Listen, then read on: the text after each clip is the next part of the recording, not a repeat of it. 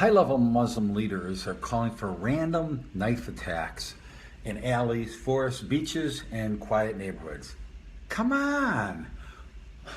Why isn't this front page news? Well, it is on PJ Media. If you go to pjmedia.com, you'll see this excellent article that you don't really see in the New York Times. You don't see in ABC, NBC, CBS, MSNBC, etc.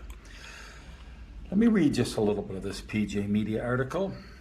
If this doesn't make your blood curdle, I don't know what does. A new magazine issued by the Islamic State advises lone jihadists. Now, this is not terrorism technically.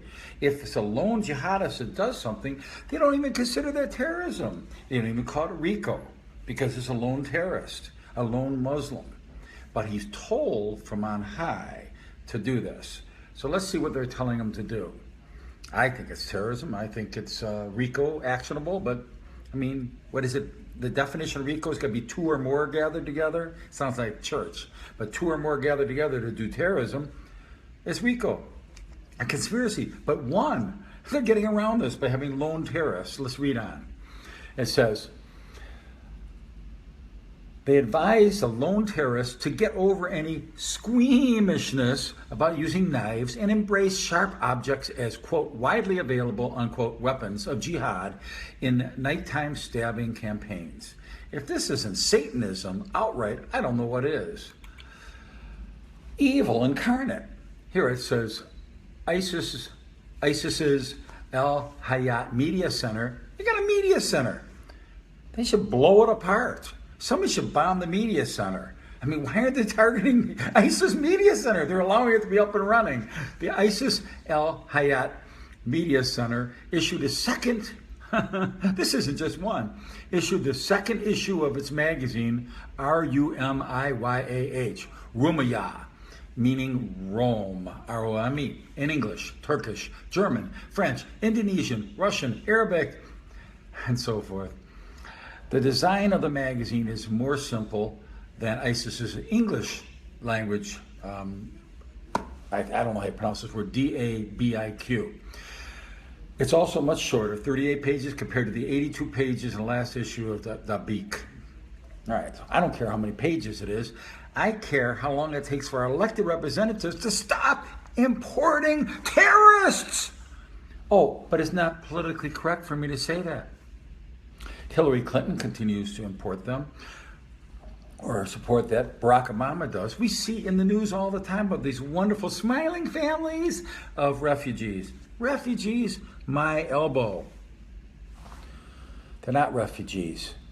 These are the attackers. These are the Islamic murderers, attackers, and sympathizers that have been going after the Christians in the Middle East. Obama's leaving the Christians in the Middle East to get murdered by these people and sending more murderers over to the United States to murder more Christians and Jews and other so-called infidels. Americans, wake up. Talk to your congressman. Talk to your senator. Talk to the president if you get access. Do something. The country is at stake. And again, call the media and say, why aren't you covering this? You could cancel your subscriptions if you want. You could say, if you don't start reporting the truth, we're canceling our Dish membership or our CNN membership or subscription or whatever.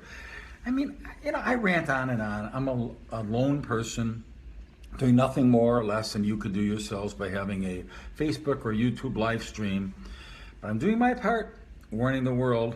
Let's see if there's one last thing I could bring up here. I mean, it just goes on and on. I'll just summarize it.